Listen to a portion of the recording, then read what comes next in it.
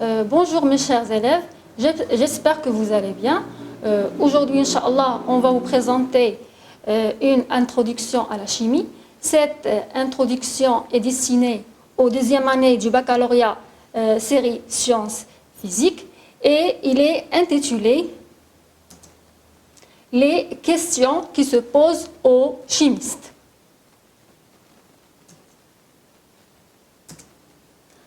On va tout d'abord commencer par citer les objectifs de cette introduction. Le premier objectif sera de faire l'inventaire des activités du chimiste et les enjeux de la chimie dans la société. Le deuxième objectif sera de dégager quelques questions qui se posent aux chimistes dans ses activités professionnelles. Et le dernier objectif sera de connaître le programme de la chimie de cette année, c'est-à-dire la deuxième année du baccalauréat. Le premier objectif sera de faire l'inventaire des activités du chimiste et les enjeux de la chimie dans la société. Le deuxième objectif sera de dégager quelques questions qui se posent aux chimistes dans ses activités professionnelles. Et le dernier objectif sera de connaître le programme de la chimie de cette année, c'est-à-dire la deuxième année du baccalauréat. Alors, avant d'arriver à nos objectifs, on va commencer par donner une définition à la chimie. Alors, la chimie est une science de la nature expérimentale qui étudie la composition de la matière. Elle s'intéresse ainsi aux éléments qui constituent la matière, atomes, ions, etc., à leurs propriétés et aux liaisons chimiques qui peuvent se créer entre eux. La chimie étudie également les transformations de la matière qui font intervenir des modifications sur les couches externes de la matière.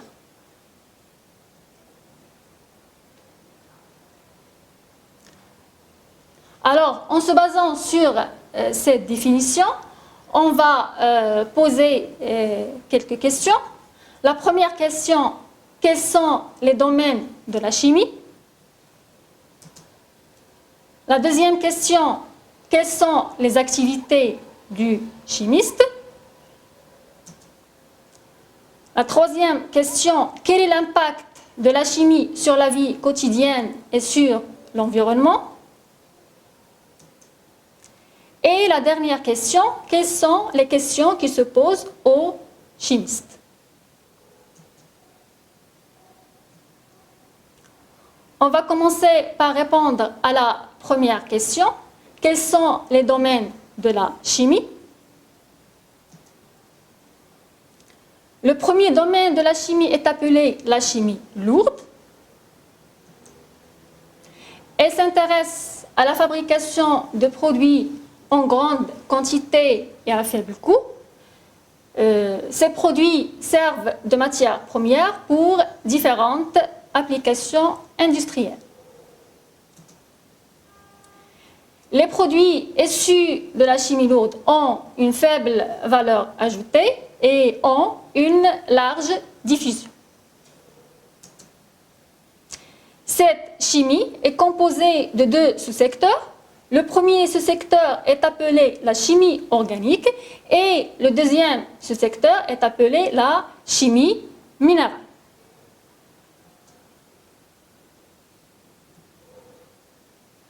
Pour la chimie organique, elle traite principalement de la pétrochimie et de son aval, les matières plastiques et le caoutchouc synthétique.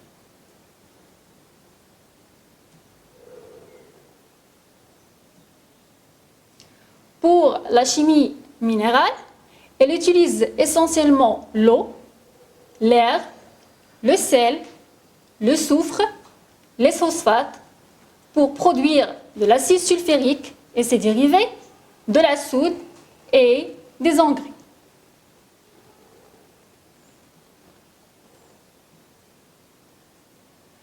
Le deuxième domaine de la chimie est nommé la chimie de spécialité. Elle est orientée vers la synthèse de composés moins complexes et à coût modéré, tels que les colorants et les détergents.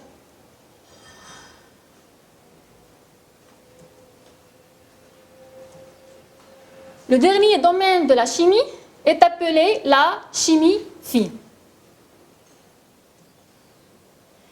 Elle élabore des composés complexes en faible quantité et à coût élevé. Ces secteurs d'activité sont l'industrie de l'hygiène et de la beauté, tels que les parfums et les molécules actives, l'industrie de la pharmacie qui s'intéresse à la fabrication des principes actifs pour les médicaments, et le dernier secteur d'activité est l'industrie agroalimentaire qui s'intéresse à la fabrication des arômes, des additifs et des antioxydants.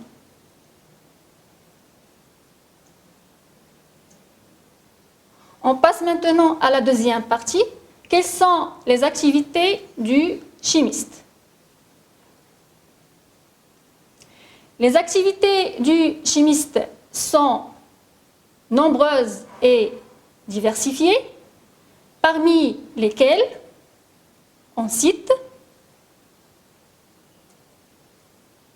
premièrement la séparation des espèces chimiques en utilisant plusieurs techniques que vous avez déjà étudiées les années précédentes, comme la filtration, l'extraction par solvant, la distillation et la chromatographie.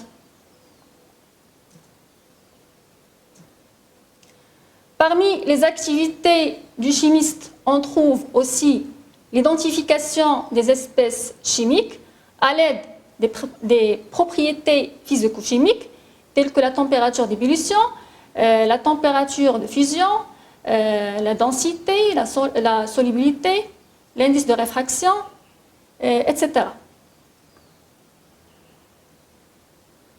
Un chimiste aussi, il purifie les produits fabriqués pour éliminer les impuretés et les rendre plus purs. Un chimiste, il analyse l'eau, l'air et les produits alimentaires pour contrôler leur qualité. Et un chimiste, il recycle les matériaux pour lutter contre la pollution et préserver les ressources naturelles et les matières premières.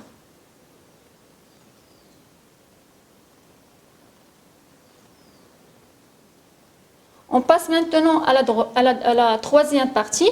Quel est l'impact de la chimie sur la vie quotidienne et sur l'environnement? On commence par l'impact de la chimie sur la vie quotidienne. Alors la chimie est indispensable à la survie de l'espèce humaine. Pourquoi? Parce que tout simplement, elle contribue à ses besoins en nourriture et médicaments, en vêtements et habitations, en énergie et matières premières, en transport et communication.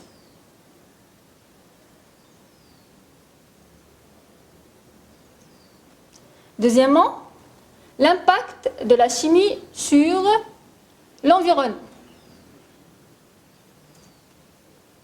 Alors, l'impact de la chimie sur l'environnement apparaît dans sa participation à la lutte contre la pollution par l'intervention du chimiste pour traiter les eaux usées et les déchets. Analyser l'air pour contrôler sa qualité. Recycler les matériaux. Et pour lutter contre l'effet de serre.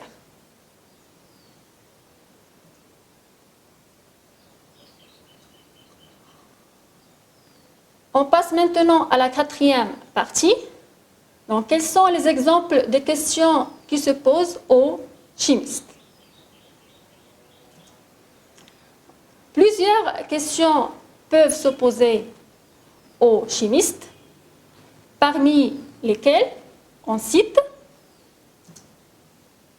la transformation d'un système chimique est-elle toujours rapide ou elle peut être lente? La transformation d'un système chimique est-elle toujours totale ou elle peut être limitée?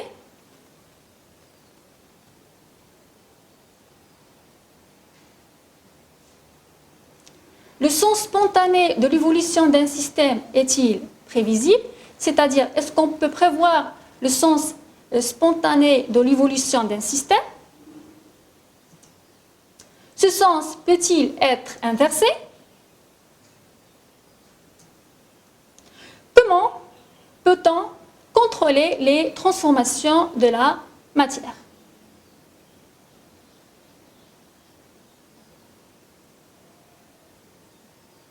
Et bien sûr, le but du programme de la chimie de cette année vise à répondre à ces questions.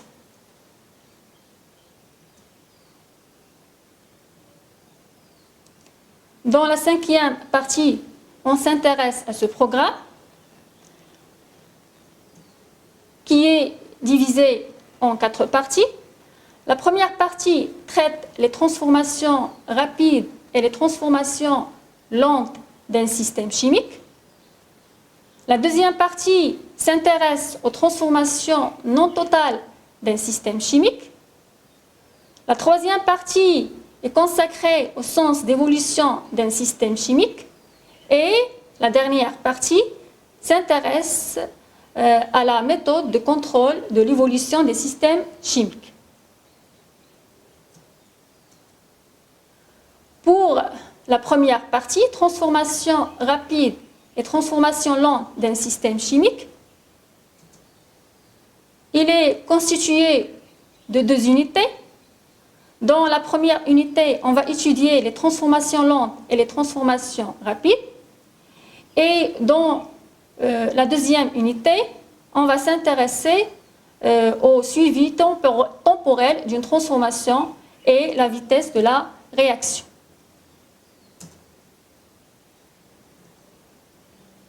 Pour la partie 2, les transformations non totales d'un système chimique, il est divisé en 3 unités.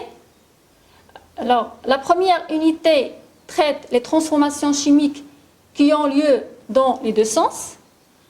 La deuxième unité s'intéresse à l'équilibre d'un système chimique. Et la troisième unité traite les transformations associées à des réactions acido-basiques en solution aqueuse.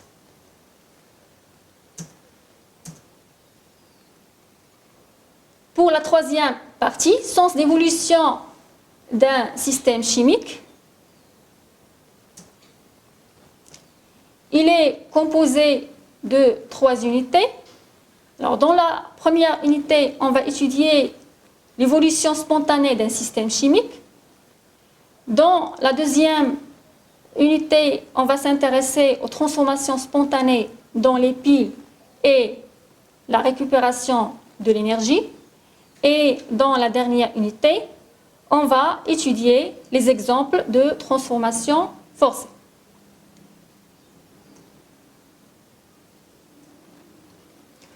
Pour la quatrième partie, méthode de contrôle de l'évolution des systèmes,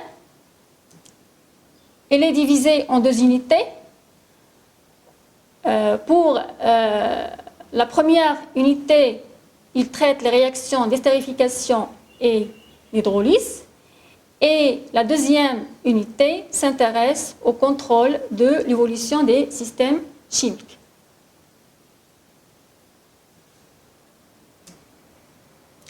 On va terminer par un exercice d'application dont l'énoncé est le suivant. Parmi les activités d'un chimiste, on trouve l'identification des espèces chimiques. Un chimiste désire vérifier si une huile essentielle de la lavande H contient du linalol L, de l'acétate de linalyle A ou du citral C. Il a réalisé la chromatographie sur couche mince, dont le résultat est présenté ci-contre. La première question, donnez brièvement le but d'une chromatographie. La deuxième question, combien dénombre-t-on de constituants dans l'huile essentielle de la lavande? Et la troisième question, quels constituants a-t-on identifiés dans cette huile essentielle? Je relis l'exercice d'application. Parmi les activités d'un chimiste, on trouve l'identification des espèces chimiques. Un chimiste désire vérifier si une huile essentielle de la lavande H contient du linalol L, de l'acétate de linalyle A ou du citral C. Il a réalisé la chromatographie sur couche mince, dont le résultat est présenté ci-contre. Donnez brièvement le but d'une chromatographie. La deuxième question, combien dénombre-t-on de constituants dans l'huile essentielle de la lavande? Et la troisième question, quels constituants a-t-on identifié dans cette huile essentielle? Alors, pour la première question, donnez brièvement le but d'une chromatographie. Alors, la chromatographie est une technique physique qui permet de séparer les espèces chimiques contenues dans une substance et de les identifier. Combien dénombre-t-on de constituants dans l'huile essentielle de la lavande? On dénombre 4 constituants dans l'huile essentielle de la lavande. Pourquoi? Parce que au niveau de H, qui correspond à l'huile essentielle de la lavande, on a la séparation de 4 tâches. Et chaque tâche correspond à un constituant.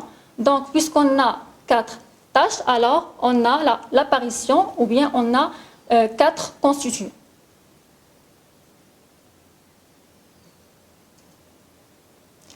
Quels constituants a-t-on identifié dans cette huile essentielle? Les constituants identifiés dans cette huile essentielle sont l'acétate de linalyle A et le citral C. Pourquoi? Parce que la tâche de l'acétate de linalyle et la troisième tâche de l'huile essentielle de la lavande ont une même distance de la ligne de dépôt. La même chose pour la tâche du citral.